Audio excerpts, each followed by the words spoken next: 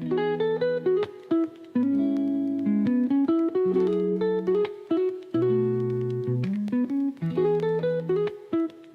സുഹൃത്തുക്കളെ, എല്ലാവർക്കും നമസ്കാരം. CBSE 10ലെയും 12ലെയും വിദ്യാർത്ഥികൾക്കുള്ള ബോർഡ് എക്സാമിൻ്റെ തീയതികൾ ഔദ്യോഗികമായി പ്രഖ്യാപിച്ചു. അതിനാൽ ഈ സമയത്ത് പരീക്ഷ എഴുതുന്ന കുട്ടികളും അവരുടെ മാതാപിതാക്കളും കുടുംബാംഗങ്ങളും അനുഭവിക്കാൻ സാധ്യതയുള്ള ഒരു കാര്യത്തെക്കുറിച്ച് സംസാരിക്കാം എന്ന് വിചാരിക്കും. സമ്മർദ്ദം.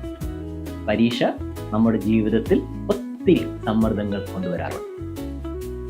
നിങ്ങൾ ഒരു വിദ്യാർത്ഥിയാകട്ടെ, മാതാപിതാക്കളാകട്ടെ, അല്ലെങ്കിൽ ഒരു ബന്ധുവാകട്ടെ, ഈ വീഡിയോ നിങ്ങൾ കാണും. നിങ്ങൾ ഈ ചാനൽ ഇതുവരെ സബ്സ്ക്രൈബ് ചെയ്തിട്ടില്ലെങ്കിൽ ചാനൽ സബ്സ്ക്രൈബ് ചെയ്യുവാൻ മറക്കരുത്.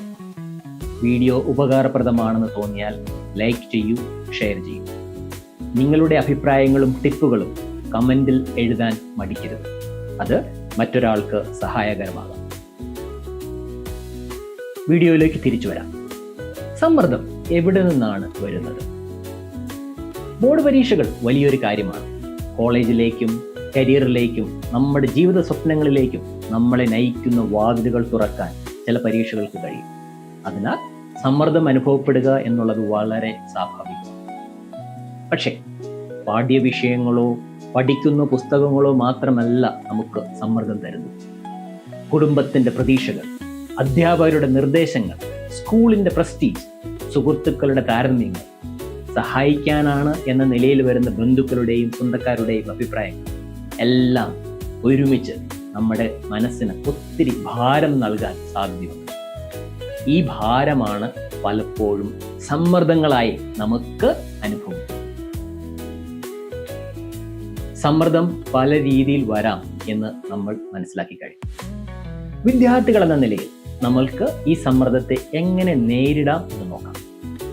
ഇതിനായി 6 ലളിതമായ കാര്യങ്ങൾ ചെയ്യാം എന്ന് എനിക്ക് തോന്നുന്നു. 1. പ്ലാൻ ചെയ്യൂ, അതും സ്മാർട്ടായി. സിലബസ് മുഴുവൻ ഒരുമിച്ച് പഠിക്കുന്നതിന് പകരം അതിനെ ചെറിയ ഭാഗങ്ങളായി വിഭജിച്ച് ഓരോ ദിവസങ്ങളിലും പഠിക്കാനുള്ള ഭാഗങ്ങളെ ഒരു പ്ലാനറിന്റെ സഹായത്തോടു കൂടി തീരുമാനിക്കും.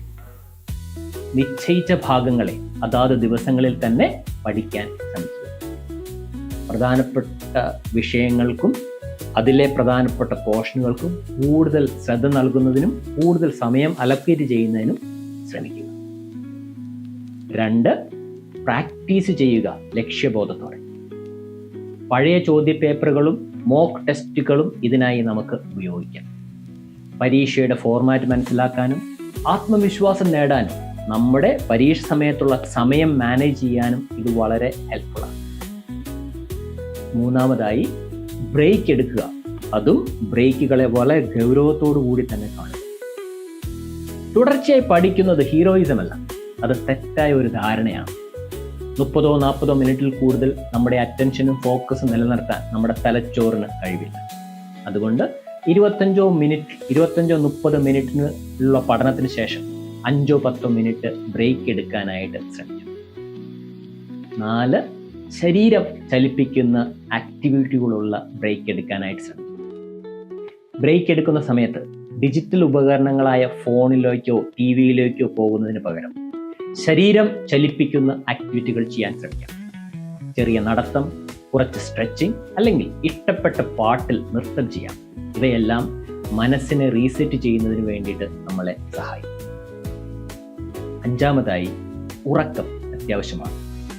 രാത്രി മുഴുവൻ ഉണർന്നത് പഠിക്കുന്നത് നമ്മുടെ ഉൽപാദനക്ഷമത വർദ്ധിപ്പിക്കുമെന്ന് തോന്നാം. പക്ഷേ അത് വളരെ തെറ്റായ ധാരണയാണ്. നല്ല ഉറക്കം ഉറപ്പാക്കുക. ഇത് പഠിച്ച കാര്യങ്ങൾ റീറ്റെയിൻ ചെയ്യുന്നതിനും നമ്മുടെ തലച്ചോറിൻ്റെ പ്രവർത്തനക്ഷമത വർദ്ധിപ്പിക്കുന്നതിനും വളരെ അത്യന്താപേക്ഷിതമാണ്. 6. പറയാൻ മടിക്കരുത്. മനസ്സിൽ സമ്മർദ്ദമുണ്ടെങ്കിൽ അത് പങ്കുവയ്ക്കുക. സുഹൃത്തുക്കൾ, മാതാപിതാക്കൾ, അധ്യാപകർ ആരായാലും തുറന്നു പറയാനായിട്ട് ശ്രമിക്കുക. അത് ഉള്ളിൽ ഒതുക്കരുത്. പങ്കുവയ്ക്കുന്നതിലൂടെ സമ്മർദ്ദം കുറയുന്നു. മറ്റുള്ളവർക്ക് നമുക്ക് ആവശ്യമായ സഹായം ചെയ്തു തരുവാനും ഇത് സഹായിക്കും. ഇനി മാതാപിതാക്കൾക്ക് ഈ സിറ്റുവേഷനിൽ ഈ സമ്മർദ്ദം കുറയ്ക്കുന്നതിന് കുട്ടികളെ എങ്ങനെ സഹായിക്കാനായിട്ട് പറ്റും? മാതാപിതാക്കളും ബന്ധുക്കളും ശ്രദ്ധിക്കേണ്ട 5 കാര്യങ്ങളെ കുറിച്ച് സംസാരിക്കണം എന്ന് വിചാരിക്കും. 1, ചിയർ ലീഡേഴ്സ് ആകൂ, കോച്ചുകളല്ല. മാർക്കിനേക്കാൾ ശ്രമത്തെ അഭിനന്ദിക്കുക. ചെറിയ ചെറിയ പ്രോത്സാഹനങ്ങൾ പോലും വലിയ മാറ്റങ്ങൾ സൃഷ്ടിക്കുന്നതിന് സഹായിക്കും.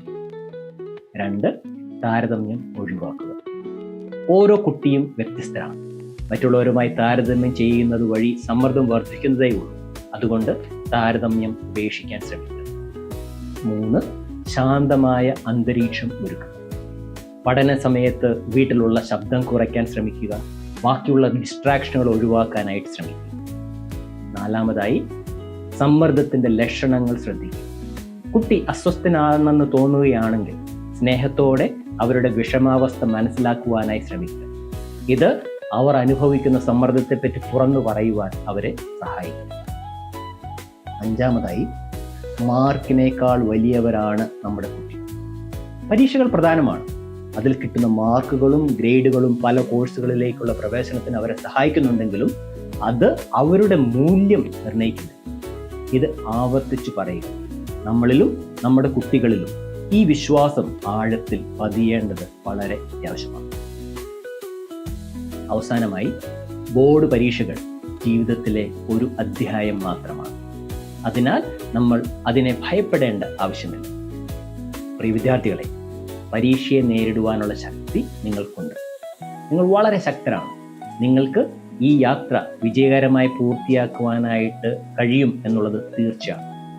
ആത്മവിശ്വാസത്തോടെ നിങ്ങളുടെ ശ്രമം തുടരുക. നിങ്ങൾ ഉറപ്പായും വിജയിച്ചിരിക്കും. പ്രിയ കുടുംബാംഗങ്ങളെ, നിങ്ങളുടെ സ്നേഹവും പിന്തുണയും കുട്ടികൾക്ക് പറക്കാനുള്ള ചിറകുകളാണ്. സമ്മർദ്ദത്തെ ദൂരീകരിച്ച് ഭയങ്ങളെ മാറ്റി സന്തോഷത്തോടെ പരീക്ഷകളെ അഭിമുഖീകരിക്കാനായിട്ട് നമുക്ക് നമ്മുടെ കുട്ടികളെ തയ്യാറാക്കാം. ഇത് ഒരുമിച്ചുള്ള യാത്രയാണ്. ഈ യാത്രയിൽ നമുക്ക് ഒരുമിച്ച് മുന്നേറാം. ഈ യാത്രയിൽ ഞങ്ങളുടെ സഹായം എപ്പോഴെങ്കിലും ആവശ്യമാണെങ്കിൽ ഞങ്ങളെ സമീപിക്കുവാനായി മറക്കരുത്. ഞങ്ങളുടെ കോൺടാക്ട് ഡീറ്റെയിൽസ് ഈ വീഡിയോയുടെ ഡിസ്ക്രിപ്ഷനിൽ ആഡ് ചെയ്തിട്ടുണ്ട്. വീഡിയോ ഇഷ്ടമായെങ്കിൽ ലൈക്ക് ചെയ്യുക, ഷെയർ ചെയ്യുക. ചാനൽ ഇതുവരെ സബ്സ്ക്രൈബ് ചെയ്തിട്ടില്ലെങ്കിൽ സബ്സ്ക്രൈബ് ചെയ്യാൻ മറക്കരുത്. ഞങ്ങൾ പറയാത്ത ടിപ്പുകൾ നിങ്ങൾക്കുണ്ടെങ്കിൽ കമൻറ്റ് സെക്ഷനിൽ പങ്കുവയ്ക്കുക. എല്ലാവർക്കും പരീക്ഷയ്ക്ക് നല്ല രീതിയിൽ ഒരുങ്ങുന്നതിന് വേണ്ടിയിട്ടുള്ള ആശംസകൾ നേർന്നുകൊണ്ട് നിർത്തുന്നു. Thank you.